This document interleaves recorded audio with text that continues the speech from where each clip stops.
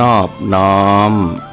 เอากุลพระแก้วเจ้าทั้งสามประการอันมีพระพุทธพระธรรมพระสงฆ์กุลพ่อกุลแม่กุลครูบาอาจารย์กุลศีลธรรมกรรมฐานจงมาปกห่มรักษาครูบาอาจารย์พระเจ้าพระสงฆ์ทุกรูปปกห่มรักษาพ่อออกแม่ออกศรัทธาท่านสาธุชนคนดีผู้สนใจใฝ่ในธรรมทุกท่านขอถวายความเคารพแสดงความนับถือพระมหาเถระพระเถรานุเถระเจ้าคณะพระสังฆาธิการครูบาอาจารย์เจ้าที่เปิดวิทยุฟังอยู่เวลานี้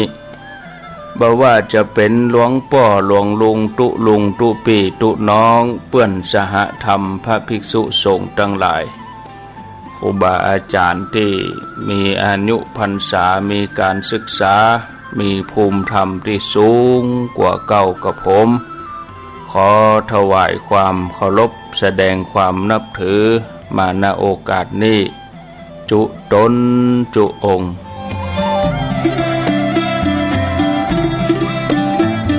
ขอเจริญปอนศรัทธาญาติโยมท่านสาธุชนคนดีผู้สนใจใฝ่ในธรรมทุกท่านเจริญปอนเจ้าของสถานีวิทยุแต่ละที่แต่ละแห่งที่เปิ่นได้ฮับสัญญาณเอารายการนี้ไปสู่ผู้ฟังทางบ้านได้เวลาแล้วเนอได้เวลาแล้วถึงเวลาแล้วได้เวลาสำหรับการรับฟังธรรมะอันเป็นสาระประโยชน์ทางด้านพระพุทธศาสนาน้ำธรรมคำสอนขององค์สมเด็จพระชินวรสัมมาสัมพุทธเจ้าได้มาปะมาพบมามาเล่าสู่บรรดาพ่อแม่พี่น้องพ่อออกไม่ออกศรัทธาท่านสาธุชนคนดีทั้งหลายแล้ว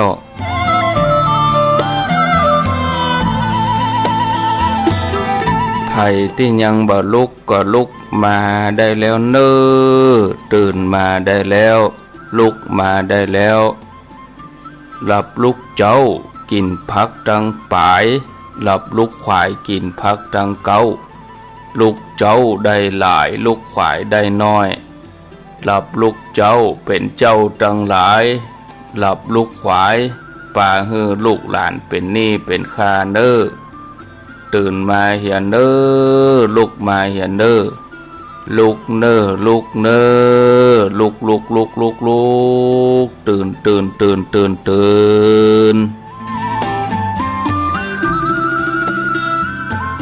ื่นได้แล้วลุกได้แล้วญาติโยมท่านทั้งหลายหลับลุกเจ้ากินพักดังปายหลับลุกขวายกินพักดังเก้าลุกเจ้าได้หลายลุกขวายได้น้อยหลับลุกเจ้าเป็นเจ้าทั้งหลายหลับลุกขวายป่าฮือลูกหลานเป็นหนี้เป็นคาเน้อตื่นมาเหียนเน้อลุกมาเหียนเน้อลุกเน้อลุกเน้อลุกตื่นได้แล้วลุกได้แล้วญาติโยมท่านทั้งหลายอรุณสวัสดิ์ธรรมสวัสดีสวัสดียามเจ้า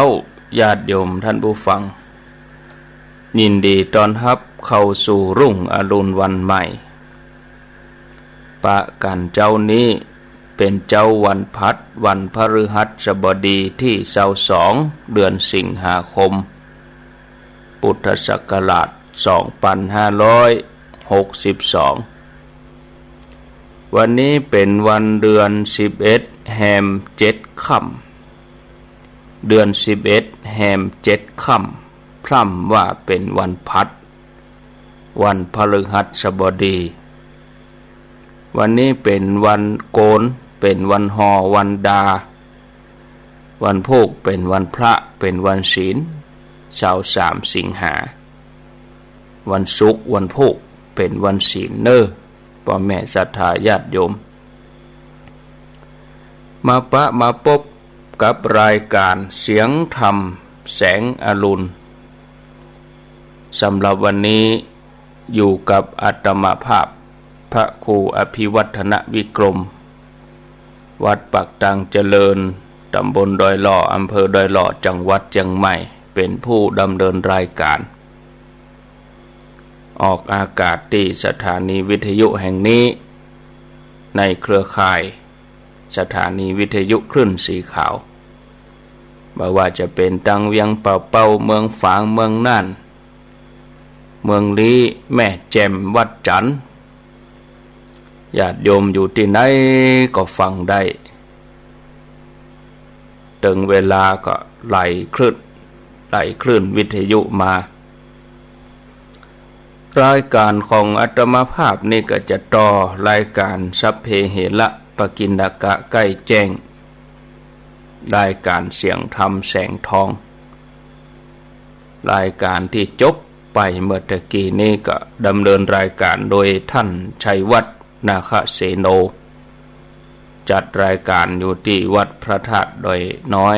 ตำบลดอยหล่ออำเภอดอยหล่อจังหวัดเชียงใหม่ก็เรียบร้อยไปก็มาอยู่กับอาตมาภาพวันนี้อยู่ด้วยกัน1 ชั่วโมง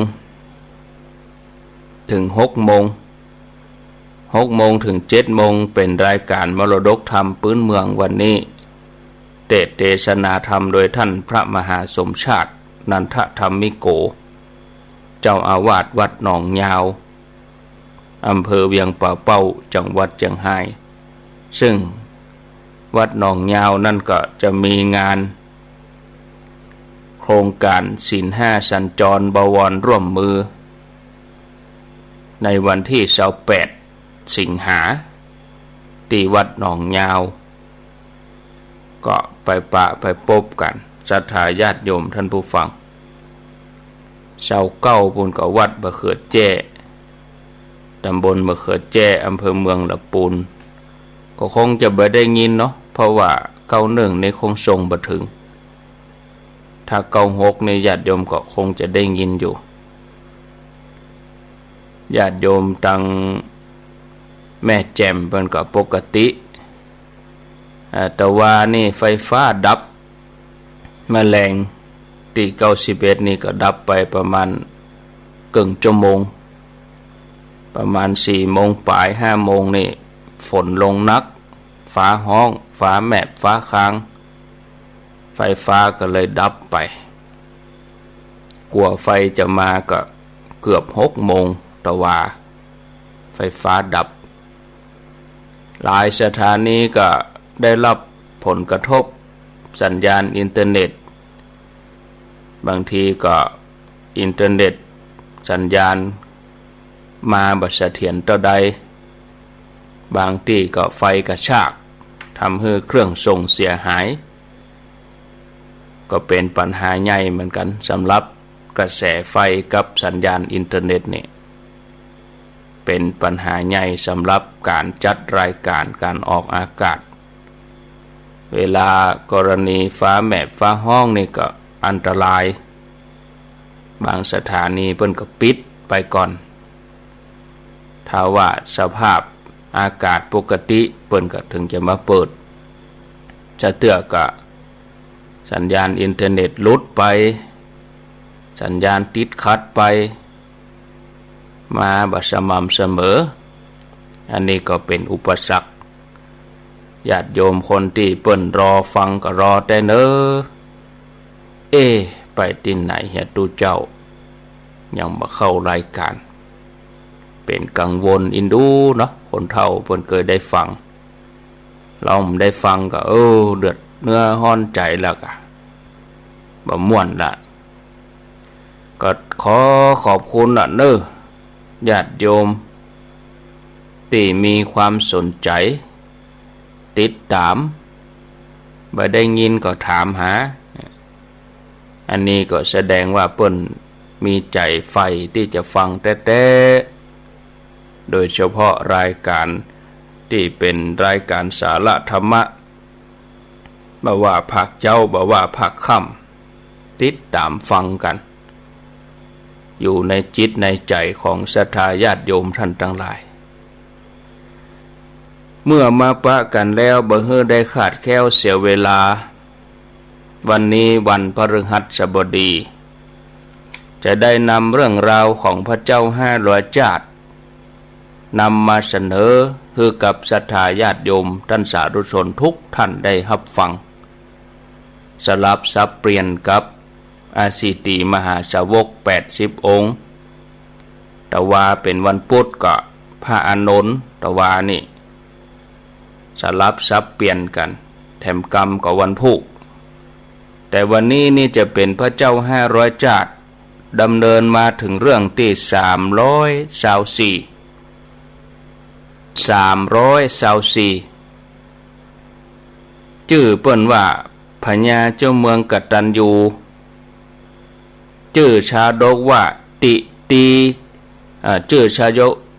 าดกว่าติรีติวัชชาดกติรีติวัชชาดกพระราชากตัญญูเรื่องราวเป็นอย่างใดก็ลองฟังดังต่อไปนี้ในอดีตการเมื่อพระเจ้าพมทัตของราชสมบัติอยู่ที่เมืองปาราณสีโพธิสัตว์เจ้าถือกำเนิดเกิดในตระกูลพราหมณ์แคว้นกาสีมีชื่อว่าติลีติวัชกุมารก็ได้ห่ำเฮียนศิลปะวิทยาในเมืองตกศิลาแล้วอยู่ครองเรือนเมื่อพ่อแม่ตายแล้วก็สลดใจเลยออกบวชเป็นฤาษีแปลงอาสมอยู่ในป่ามีผลหมากหลากไม้เป็นอาหารเมื่อนั้นท้องถิ่นชายแดนเกิดการจลาจลขึ้นพระองค์เสด็จไปปราบแล้วก็พ่ายแพ้เมื่อพ่ายแพ้ก็กลัวต่อมรณภัยเสด็จขึ้นคอจ้างหนีเข้าไปด้านหนึ่งท่องไปในป่าพอดีเป็นเวลาเมื่อเจ้าเป็นเวลาที่ติลีติวัชฤาษีออกไปหาผลไม้พอดี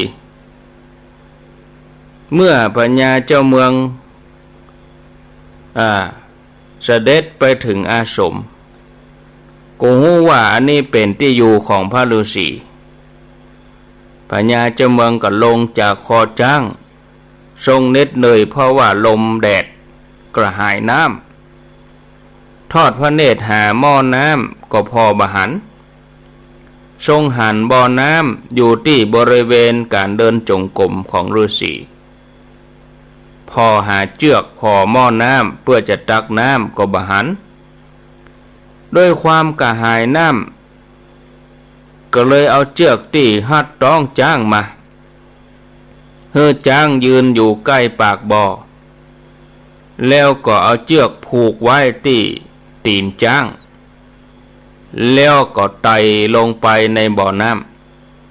ำแต่ว่าเชือกนี่สุดก่อนยังบ่ถึงก็เลยเสด็จกลับขึ้นมาแถมใหม่ทรงเอาเสื้อผ้ามัดต่อกันแล้วก็ย่อนลงไปแถมเตื้อแต่เชือกกับเสื้อผ้าก็ยาวบ่พอพระองค์ก็ทรงเอาปลายพระบาทถึงสองแตะน้ำกับทรงกระหายน้ำยิ่งขึ้นมอกเอาเท้าแตะนี่ก็เลยปล่อยมือตกลงไปในบ่อน้ำเมื่อตกลงไปในบ่อน้ำก็ทรงดื่มน้ำจนพอสมควรตามต้องการในเวลาเมื่อแลงพระฤาษีปิกจากการหาผลไม้ก็ได้หันจ้างเป็นจ้างของพญาเจ้าเมืองไปยืนอยู่ที่ใกล้ปากบ่อน้ำก็เลยหู้ว่าพญาเจ้าเมืองเสด็จมาเกิดเหตุอันยังจ้างถึงมายืนอยู่ที่ปากบ่อน้ ก็เลยเข้าไปใกล้ๆจ้างก็พ่อหันใส่พญาเจ้าเมืองอยู่ปุ่นในบ่อน้ำปุ่นพระฤาษีก็ปลอบโยนว่าพระองค์อย่ากลัวบัดถ้ากลัวเลยเสร็จแล้วพระฤาษีก็ผูกบันไดให้พญาเจ้าเมืองเสด็จขึ้นมาแล้วก็หาน้ำมันมาตาร่างกายคือผลไม้น้อยใหญ่เป็นอาหารพญาเจ้าเมืองก็พักอยู่ที่หั่น2-3 วันแล้วก็ฮื้อคำมั่นสัญญาร่วมกันเพื่อให้พระฤาษีไปในวังของพระองค์พ่องแล้วพระองค์ก็เสด็จกลับไปในวังเหล่าทหารของพญาเจ้าเมืองก็ตั้งค่ายอยู่ในที่บักไก่พระนครหันใส่พญาเจ้าเมืองเสด็จมาก็เลยปากันห้อมล้อมปาพญาเจ้าเมืองเสด็จเข้าไปในพระนครเวลาล่วงไปเกินเดือนพระฤาษีก็ไปหาพญาเจ้าเมืองที่เมืองปรณสีก็ไปพักอยู่ที่สวนอุทยานตกมาเจ้าพระฤาษีก็ได้ไปที่ประตูวังพญาเจ้าเมืองทอดพระเนตรหันก็จำได้ก็เลยเสด็จลงมาไหว้แล้วก็ปาขึ้นไปที่ท้องพระโรงนั่งอยู่ที่ราชบัลลังก์แล้วก็ยกเสวตฉัตรขึ้นคือพระฤาษีได้ฉันอาหารที่จัดเตรียมสำหรับพระองค์ตัวเสร็จเรียบร้อยก็ปาไปที่สวนอุทยานฮับสั่งให้สร้างสถานที่อยู่ให้แก่พระฤาษีแล้วถวายบริวารสำหรับบรรพชิตทุกอย่าง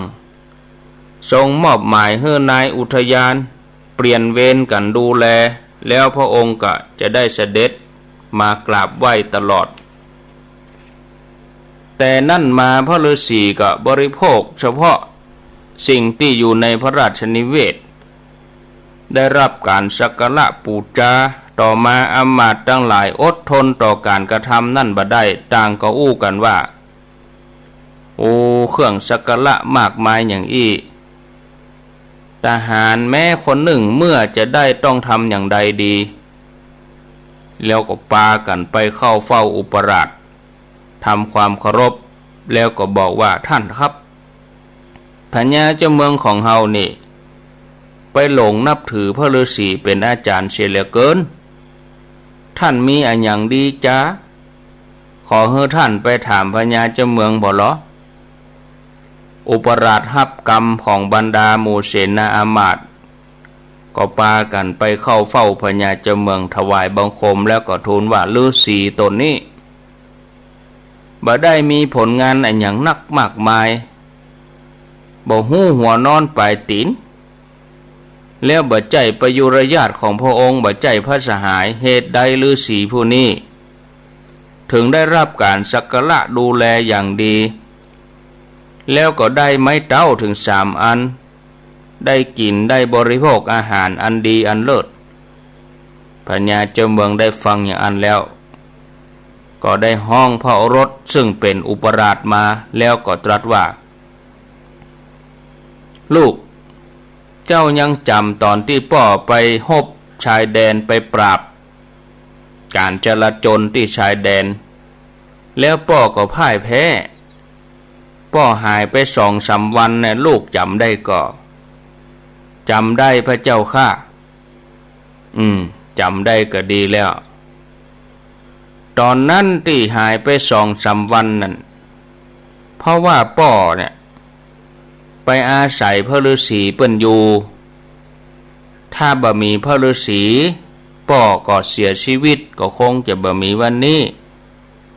พ่อรอดชีวิตมาได้ก็เพราะพระฤาษีนะลูกตรัสบอกเรื่องราวตึงหมดให้อุปราชฟังแล้วพระองค์ก็ตรัสต่อไปแถมว่า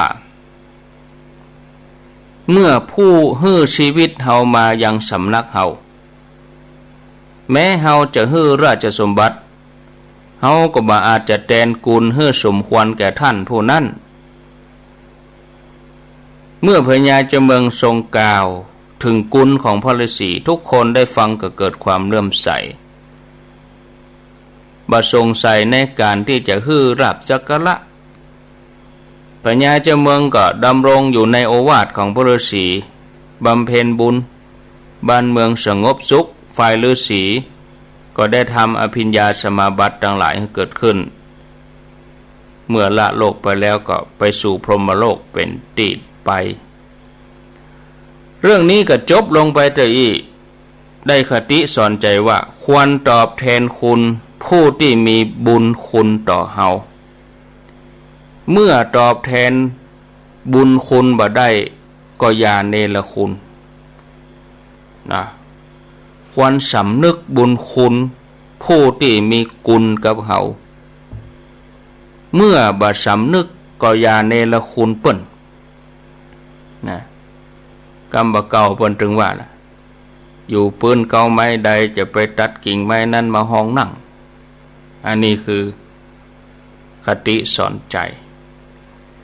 เรื่องต่อไปศรัทธาญาติโยมเรื่องที่325ดาบทกับงูพิษชื่อชาดกว่าเวรุกะชาดกเวรุกะชาดกเรื่องราวเป็นอย่างไรก็ลองฟังดังต่อไปนี้พระเจ้าพมทัตของราชสมบัติอยู่ที่กรุงปารณสีพระองค์ปกครองบ้านเมืองโดยความบริสุทธิ์ยุติธรรมยึดมั่นในทศพิธราชธรรมเป็นพญาเจ้าเมืองที่ปกครองบ้านเมืองโดยความผาสุกก็มีเศรษฐีตระกูลหนึ่งมีลูกบ่าวคนเดียวเป็นลูกโตนมีลูกคนเดียวเป็นลูกพ่อชายเมื่อใหญ่ขึ้นมาเศรษฐีนี่ก็ส่งลูกบ่าวไปเรียนศึกษาในสำนักอาจารย์ที่สาประโมกเมืองตะกศิลาลูกเศรษฐีนี่เขาเป็นคนหนุ่มที่ฉลาดมีความสามารถหลายอย่างเมื่อสำเร็จการศึกษาแล้วก็มาอยู่ที่บ้านแต่อยู่ได้บ่เมินก็เกิดความเบื่อหน่ายทั้งโลกอยากจะบวชเป็นฤาษีอยู่ในป่าก็เลยละทิ้งสมบัติญาติมิตรภรรยาขอลาบวชไปอยู่ในป่าปั่มเป่งบารมีบำเพ็ญศีลภาวนาจนบรรลุฌานสมาบัติหลายปีต่อมาชื่อเสียงของฤาษีเกิดเรื่องลือไก่ชาวบ้านที่เบื่อหน่ายทั้งโลกก็มาขอเป็นลูกศิษย์ฤาษีจนทำให้ฤาษีนี่มีลูกศิษย์ถึง500 คนเมื่อเจ้าวันหนึ่งก็มีลูกงูเลื้อยขึ้นมาคดนอนอยู่ที่ข้างๆที่นอนของพระฤาษี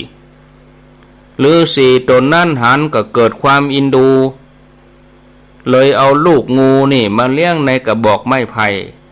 คงจะอนุเคราะห์สงเคราะห์หันว่าอากาศหนาวลูกงูมาก็เอามาใส่บอกนะไม้เลี้ยงดูเหมือนลูกตึงเวลาก็เอาอาหารเขาจอมตึงเวลาเอาอาหารเขาจอมฤาษีตั้งชื่อศรัทธาญาติโยมขนานนามให้เขาว่าป้อตาป้องพระฤาษีหลายตนก็เตือนว่าบดีเอางูพิษเอาอสรพิษมาเลี้ยงแล้วก็งูตัวนี้บ่คุ้นเคยกับคน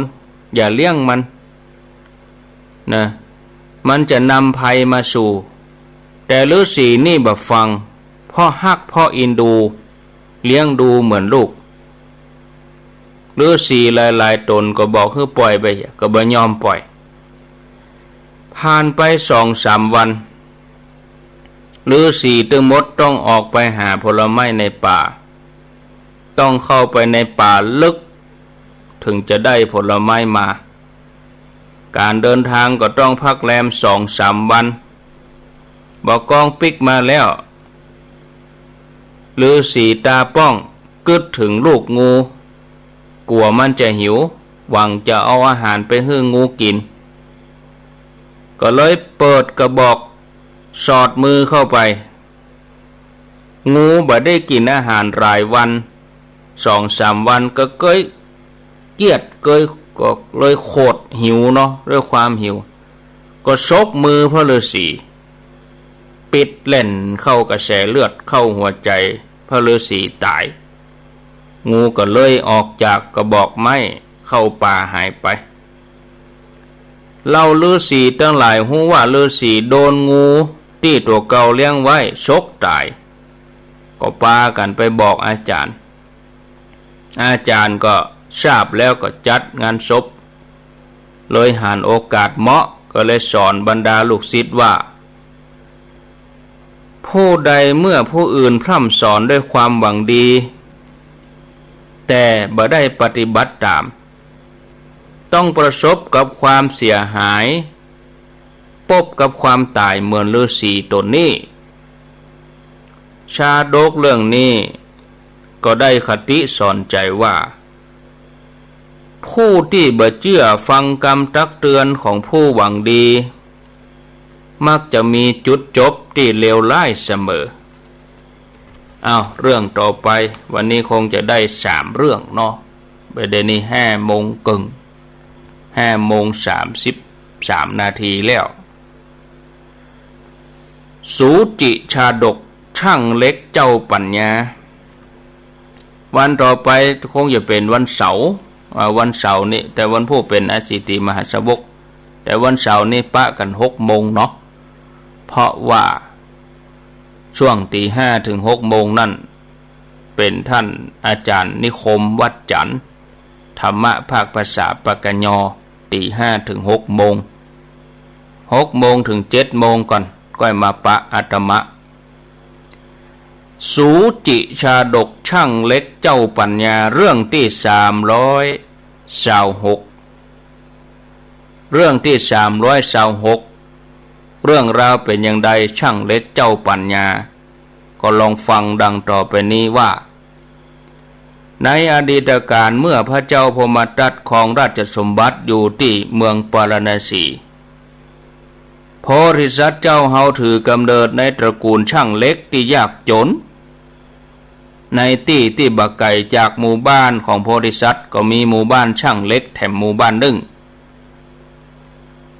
ช่างเล็กช่างตีเล็กก็ยังบ้านล่องตีมีดนี่กะเนาะโดยหัวหน้าหมู่บ้านนี่เป็นคนร่ำรวยแล้วก็มีลูกสาวสวยภัยก็หลงไหลในความงามของลูกสาวหัวหน้าหมู่บ้านนี่แม้กระทั่งโพธิสัตว์เจ้าเองก็ยังต้องการได้มาเป็นภรรยาโพธิสัตว์เจ้านี่เป็นลูกคนตุกกาวเล็กเนื้อดีที่สุดแปลงเป็นเข็มเล่มน้อยๆอย่างดี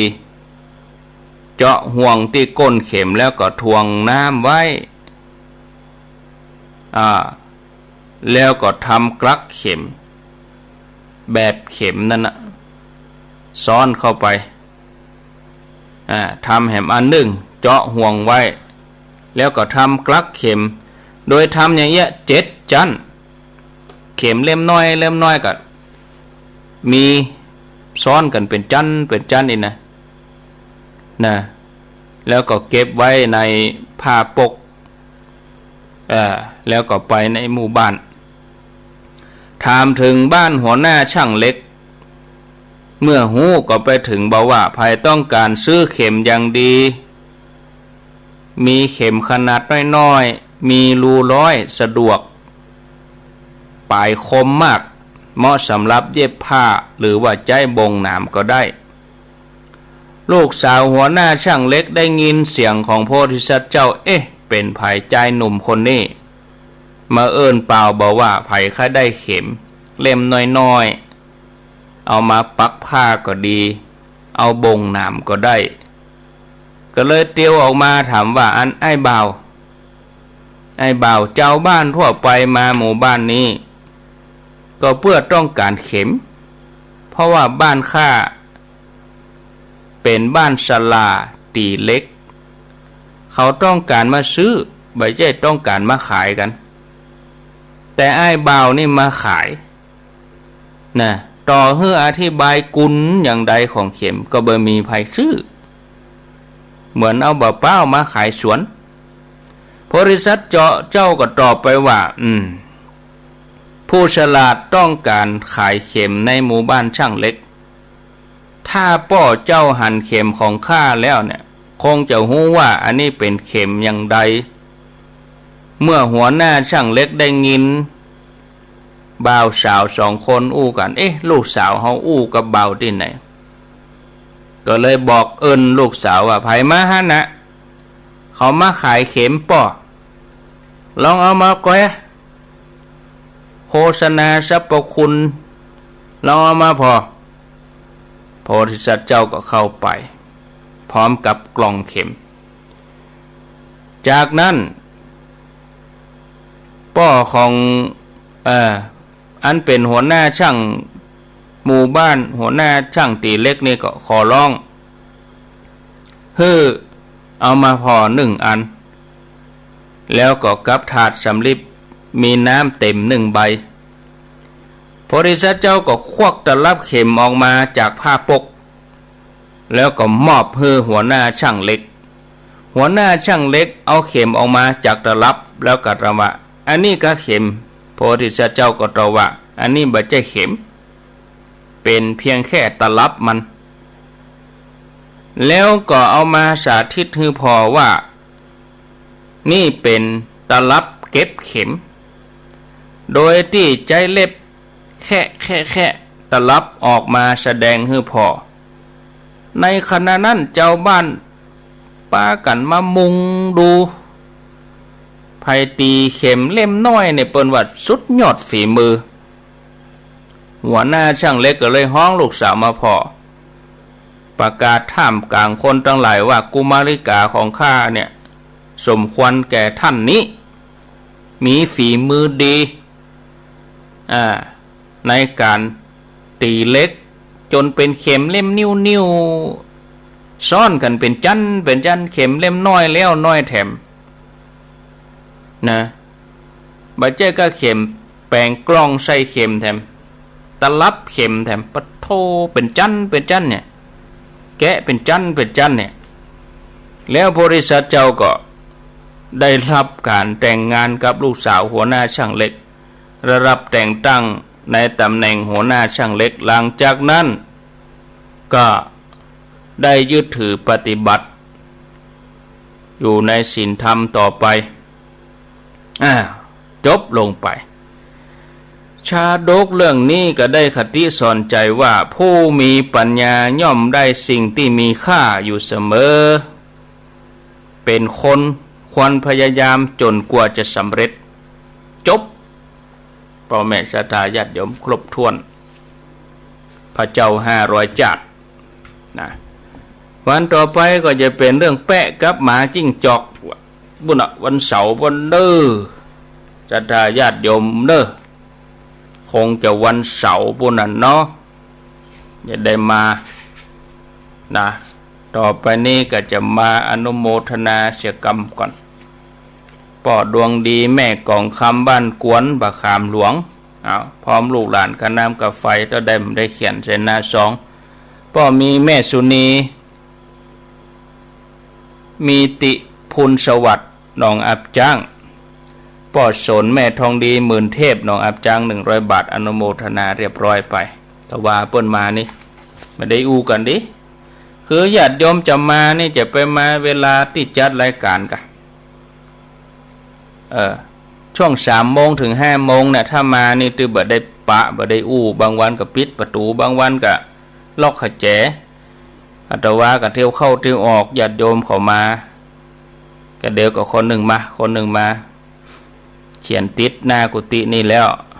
แต่เปิ้นก็บ่ใครปะเนาะเปิ้นก็อ่านบ่ออกก็ต่อยประตูต้มกันเนี่ยใดก็บ่ดีละทางนี้กับทางนู้นก็ท่านะเมาทางนี้กับทางปูนก็ท่าอย่าเมาทางปูนทางเพก็ว่างอย่างตะวาเนี่ยเป็นก้อมเป็นกิ้มไปอย่าจัดรายการถ้าว่าวันธรรมดาถ้าเป็นวันจันทร์วันการนี่3 โมงถึง4 โมงนี่ยังบ่ต้องมาถ้าจะมาก็มา4 โมงถ้าวันจันทร์วันการแต่ถ้าเป็นวันพุธกับวันพฤหัสเนี่ยอาตมาจัด2 ชั่วโมง3 โมงถึง5 โมงตีโดยสุเทพถ้าจะมาก็มาง่ายถ้าจะมาให้โทรเหี่ยก่อนมันเจ้มา3มา4ก็มาแล้วบ่ปะก็จะว่าให้กันแต่ว่าโอ้มาก็บ่ปะ ไปไหนก็บ่ฮู้อุตส่าห์ลุกที่อื่นมาอุตส่าห์ลุกไก่มาอย่าบางทีเฮาบ่เข้าใจมาบ่ปะถ้าเป็นวันศุกร์นี่ก็ชั่วโมงเดียวอย่าส่งแมลงนะมาเมื่อไงน่ะสะดวกดีมาแมลงกับฝนกับฟ้าพ่อแม่สัทธาเสือเตื่อมาแมลงโอ้กับฟ้ากับฝนกี่เข้าง่ายแล้วก็มาเลยแต่ถ้าจะมานี่ต้องโทรมาก่อนโทรมาล่วงหน้าก่อนว่าวันนี้ได้อยู่ก็ได้อยู่กะถ้าได้อยู่ก็มาถ้าใครปะถ้าบ่ได้อยู่ก็มาถ้าจะมาแท้ๆก็เอาฝากพระฝากเน้นไว้ฝากลูกหลานก็ได้เตียวเข้าไปที่อาคารใหม่ลูกหลานเพิ่นตึงอยู่หั่นฝากไว้ก็ได้มีปัญหาถ้าบ่อยู่อีน่ะอันนี้ก็บอกญาติโยมก็บ่บอกก็บ่ฮู้เนาะก็บอกแล้วก็เหมือนจะฮู้เนาะก็บอกไปอย่างนั้นนะต่อไปนี้ก็จะแจ้งญาติโยมวันที่19ที่เขาจะไปทอดกฐินนี่เรียบร้อยแล้วเนอะต่อไปเป็นวันที่20ก็เหลือ2กันรถสปินเตอร์มีคนถอนไป2กันก็ไม่อ้วนก็เปิ้นบอกอาตมาละอาตมาลืมไปเปิ้นว่าติดกฐินอาตมาก็ลืมไปก็ใครให้เปิ้นได้ไปเลยชื่อเปิ้นใส่แล้วเปิ้นโทรมาเมื่อลุนว่าขอไปรอบสุดท้าย30 พฤศจิกาก็ได้เป็นอย่างนะก็ซ้ำดีบุญจัดสรรเนาะก็มันเขาจะกังวลกฐินก็ดีกฐินด้าขั้วก็ดีด้าขั้วเขาไปปุ่นเนี่ยมันจะลำบากแท้ก็เลยนี่เป็นอย่างใบเดนนี้ก็เลยเป็นว่างอยู่20 คนวันที่20นะก็ว่าแม่บ่ไหลจะขยับขึ้นมาเจ้ากะแม่บ่ไหลก็แจ้งมากรรมแม่บ่ไหลอินทนนท์เนี่ยก็บุญจัดสรรเหมือนกันเนาะถ้าอย่างใดก็แจ้งมาเนอะเพราะว่าเปิ้นได้ไปรอบขวายวางคำป้อม9 โมงเกิงถ้าจะไปรอบเจ้า6 โมงเกิงเขาต้องออกบ้านเขาตี 5เก่งเจ้าน้อยหมู่รอบ6 โมงเกิงไปถึงปุ้น9 โมงเกิงหมู่เชียงใหม่กำลังขึ้นรถเอาต้องรอกันตานบ่าย 2ถึงวันที่19ก็ตานบ่าย 2วันที่20ก็ตานบ่าย 2ไผไปถึงเจ้าก็อย่างเดียวกันน่ะเปิ้นท่าเฮาท่าเปิ้นก็ต้องรอกันเท่านั้นบ่าย 2ก่อนเปิ้นถึงจะตานถ้ากลัวว่ารอเบิ้นก็ไปเอวให้ก่อนแต่คะแนนมาฮื้อตันก็แล้วกันจะไปหนัวเอวแล้วเวลามาบัดตันพิธีก็จะว่าฮื้อกันแถมก็อยู่หั่นน่ะกะโอ้กันหั่นปรึกษาหารือกันทำกับข้าวกับป่าเนี่ยกินกันหั่นก่อนเนาะหมายถึงวันที่19กับวันที่20วันที่20อันนี้เขาก็รถเร็วสปินเตอร์นี่100 คนก็ถอนไป2คณะ2ทีมคณะละ10 คนก็ถอนไป2กันรถตู้ก็ไปเดี๋ยวนี้พายจะไปรอบวันที่20นี่ว่างอยู่2ตู้คือว่า2รถตู้น่ะคือ20 คนพยายามให้จัดกลุ่มได้10จะไปเฮือเศษ15 16มันบ่ได้รถตู้โยมมาแต่ว่าวันศุกร์นี่รถตู้กัน114แหมกัน112ขนส่งเพิ่นจะปรับเอานะก็รถตู้นี่ก็บอกคือผู้โดยสารจะไปเอาจำนวนนักเรียนว่ากับนักเรียนเขาตัวน้อยก็ส่งนักเรียนกับลูกโรงเรียนมาบ้านบ่ใช่ไก่อันนี้เอามาตรฐานนักเรียนเข้าไปใส่เอาคนเฒ่าไปยัดถึง15ก่อนโอ้เดินทางไกลบ่อยากเอาไปลำปางนี่เปิ้นมีด่านหลายนะแล้วเวลาไปเจอขนส่งแล้วเปิ้นตรวจแล้วก็เจอแจ็คพอตดีบ่ดีก็กล้าลดก็บ่จะบ่กุมกล้าปรับเนอะ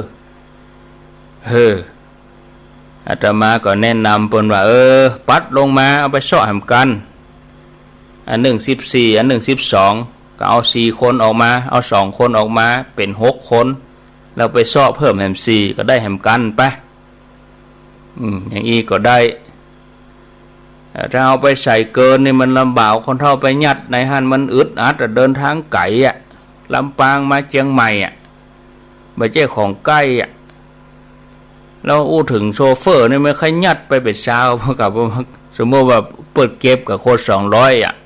10 คนเนี่ยเพิ่นได้2 ปันยัดเข้าไป15ไม่ได้3 ปันอย่าอู้ถึงโชเฟอร์ไม่ค่อยยัดเข้าไปติ๊กเตี้ยกะแต่บักคำนึงอ่ะเนี่ยต้องแนะนำเปิ้นอันใดที่จะถูกอันใดจะผิดไม่ใช่ไปหันแกได้เนาะหยัดเอาไปเถอะได้กันได้ร้านรถผมได้นี่มันหาได้แต่มันผิดกฎหมายมันผิดระเบียบคนเฮาที่มันมีอุบัติเหตุเพราะมันเหลือกรรมนะกะรถบรรทุกไม่เกิน11 ที่นั่งเปิ้นต้องเขียนติดคันเติ้นวนไม่เกิน11 ที่นั่งตัวไปยัดใส่16 15อย่าเนี่ยได้อะเราไผจะมาแก้ปัญหาก็เลยระงับแต่เหตุเฮาก็บ่อาจจะขาดได้เนาะมันเฮาต้องป้องกันไว้ก่อนอย่างน้อยบ่มีอุบัติเหตุถึงบ่มีแต่เฮาก็ป้องกันเวลาเปิ้นมาตรวจมาหยังเปิ้นจะมาปรับมาใหม่หัวนี่คนเฒ่าจะบ่ม่วนกล้าเปิ้นปรับเปิ้นบ่ใช่ปรับผู้โดยสารเปิ้นปรับคนขับปุ่นคนบ่ฮู้กะอย่างอันอย่างอี้ก็เสียเวลาไปเสียไปทำบุญแทนที่จะใจจื่นกันเป็นหมองไปเสียไปจ้าหันแถมก็ผ่านไปเนาะอันนี้สำหรับที่จะไปวันที่เช้านี่ที่ศพตื่นลำปาง9 โมงครึ่งนี่ยังมาเต็มเตื้ออันนี้ส่วน9 โมงครึ่งก็เหลือแถมกันเดียวนะส่วน6 โมงครึ่งวันที่เช้านี่เหลือแถม2 กันอันนี้60 บาทเนอะค่ารถไฟบางคนก็ถามท่านอาจารย์รถไฟฟรีเนี่ยอย่างมาเสี่ยงตังอีเนาะก็อธิบายให้ไปแล้วถ้าเฮาไปคนเดียวเฮานี่ฟรีกะแต่นี่เฮาไปเป็นคณะใหญ่ตามปกติเปิ้นไปของเปิ้นตามธรรมชาติไปปกติการโดยสารปกติอย่างวันนี้วันผู้วันเฮือเปิ้นก็ไปของเปิ้นตามปกตินั่นก็ไปปกติก็ฟรีอยู่เฮาไปปกติของเฮานี่ไปเป็น200 300เปิ้นก็ต้องลากตู้เป่ามาเพื่อจะเอามาใส่หมู่เฮาไปเนี่ยตู้รถไฟเป็นห้องโบกี้เปิ้นก็ต้องเอาโบกี้เปล่าๆขึ้นมาเฮาก็ต้องเปิ้นก็ต้องว่าอันท่านจะไปคณะใหญ่ต้องยอมจ่ายเนอะก็ยอมก็จะเป็นต้องยอมอย่าได้ญาติโยมขอใครไปก็ต้องยอมตกลงเปิ้นอย่างอี้มาเชื่อจะไปเอาตั๋วมาฮื้อพอก็เดี๋ยวจะไปซื้อตั๋วมาไว้แล้วอย่าไปแจกปุ้นเลยเอาตั๋วไปแจกที่ปุ้นบอกมาแจกตั้งเพบอกห้องมารับตั๋วไปแจกที่ปุ้นที่สถานีปุ้นเอาเข้าแถวก็มาอ่านจะยุ่งยากจะสุ่นกันขึ้นประตูมันกีดแล้วคนเฒ่าจะสุ่นจะมาโยนกันไปแล้วก็จะมาล้มมาเจ้าแล้วก็เอาหัวเข่าไปเถิกแล้วก็เดี๋ยวไปซ่อนขวัญที่สถานีรถไฟปุ้นแถมคนเฮาเวลาจะขึ้นอย่างมั้ยทั้งที่ตีนั่งครบแล้วมันขอได้ฟังไว้ก่อนขอได้ลู่กันไว้เถอะจะไปลู่กันอย่างมันเสียระเบียบอันนี้อาจจะบ่มีแต่ก็บอกไว้ก่อนขนาดรถตู้10 คนมันยังลู่กันนั่งหน้า เนาะบ้านเดียวกันแท้ๆยังตกลงกันบ่ได้คนหนึ่งจะนั่งหน้าคนหนึ่งจะนั่งกลางแล้วเป็นนับอย่างกับรถไฟคนจะเป็น200เข้าแถวแล้วก็แจกตั๋วตัวไปนั่นน่ะถ้าบ่เป็นระเบียบลู่กันขึ้นต้องบ่แจกเตื้อเอาแจกไปเข้าแถวแจกเป็นคนไปเลยแถวเลี้ยงหนึ่งแล้วก็ขึ้นกำ30อีกแล้วก็รถตู้นี่ก็ต้องเอากลุ่ม10 คนถ้าใครอยู่ด้วยกันก็เอา10 คนเฮาเอามายืนนี่แถม10 คนมายืนนี่แล้วก็เอาได้3 ตู้รถตู้ก็30 คนเอามาจัดมาก็เดี๋ยวแจกตั๋วไปเลยกลุ่มไหนครบ30แล้วก็แจกตั๋วไปเลย แล้วมาห้องหากันยึกยักยึกยักเปิ้นพอจะไปหันแล้วมีไหนเหี่ยบ่ฮู้เอกอะยุ่งเด้อเนาะก่อนจะไปถ้าสมมุติเฮาไปถึงหัน6 โมงก็ก่อน6 โมงต้องเข้าห้องน้ำต้องอะไรอย่างแล้วใจปอจะขึ้นแล้วปวดฉี่ปวดนักปวดเบาเอกอะคนเฮามันจังมีเหมือนกันตอนอยู่บ่ได้นี่มันเป็นหยังจะไปหันแล้วเดี๋ยวก็เนอะเสาะหายากขมะไปก็ไปคนเดียวเหรอเอาตัวเป็นใหญ่เอาเจ้าหมูกังวลเสาะหาโทรศัพท์ก็ปิดโทรก็บ่ติดอีน่ะปะโตเก่าหัวยนเนอะอย่างนี้นี่พยายามไปไหนเฮาไปเป็นกู้ยิงเฮาไปกันหลายอะหยาบไปเป็นภัยบ่ฮู้เนาะเอาละต่อไปเที่ยว9 โมงเกิงนี่ก็ข้างแหมกันเดียวตัวอันเนอะเพราะว่า200 คนนี่ก็เป็นรถตู้อยู่20กันละ10 คนแล้วก็วันพุธก่อนคงจะลงตัววันนี้ไผจะมาเมื่อไงมปะเนาะถ้าจะมาก็มาหาตมาหลัง5 โมงแรงภาคเมื่อไงนี่มได้อยู่ติดงานฉันเพลแล้วก็จะปิกวัดแล้วก็มีการอยู่แล้วก็ถ้าจะมาแรงบึดหลัง5 โมงหรือบาอันก็มาวันพุธเป็นวันศีลนี่ไปไหนอยู่วัดเผือขตอนนะตึก3 โมงถ้าจะมาก็มาทำกรรมก็เลย4 โมงไปเพราะวันพุธมีรายการชั่วโมงเดียวเนาะอันนี้วันพุธจะเอาชื่อเอาหยังมาอ่านเนาะสตาเนาะจะเอารายชื่อบัดนี้คนก็ลงตัวหมดละคนไปหมดละ700 คนแล้วที่เหลือนี่คือเปิ้นบ่อู้ง่ายคือเปิ้นบ่หือบ่หยังก็มีนี่แหมประมาณ200 ปลาย บัตรประชาชนก็มีเนี่ยสตางค์20 บาทก็มีเนี่ยอยู่กลุ่มอย่างพ่องแล้วก็เดี๋ยวอาตมาจะติดหน้านี่จะเอามาหาเอาอย่างใดจะไปวันใดบอกไปเตือกก็ว่าจะไป30ก็บอกมาเสร็จแล้วก็ก้อยให้คำตอบบางคนเพิ่นอาจจะเอาไปกึดอยู่ปรึกษาหารือเจ้าหมู่ก่อนก็เดียวก่อนพอก่อนได้ไปอู้กันก่อนเพิ่นอาจจะตัดสินใจไป30 พฤศจิกาก็ได้ก็เหลือนี่เห็นประมาณ200 คนนะตามเช็คสำเนาประชาชนนี่เพราะว่าญาติโยมส่งมางวดแรกนี่700 ปลายรอบแรกเฮาไป430เนาะแล้วรอบหลังนี่แหม300ก็เป็น730แล้วก็เหลือนี่แหม200 ปลายก็เป็นว่าคนประมาณ1,000 ปลาย1,000 กว่าคนนี่จะไปรถไฟมันตัวถึงบ่ได้อยู่ดีถึงแม้จะไปวันเดียวถึง600-700ก็ถึงไปมันได้ เขาก็ต้องได้จัดกันอย่างนี้เนาะบางว่าญาติโยมคงจะเข้าใจนะเอาละเหลือเวลาแถม6 นาทีใครมีอย่างจะอู้จะจาก็เจริญปอนเข้ามาตีเบอร์0998366322มีก็เข้ามา0998366322เหลือเวลาแถม5-6 นาทีก็เดี๋ยวก่อนโทรศัพท์นี่มันเป็นอย่างหูนะญาติบ่ใครไปเนาะค่อยยังได้ก็ได้ดักจื้อกือนี่เอาญาติโยมจะอู้จาก็เข้ามาหรอ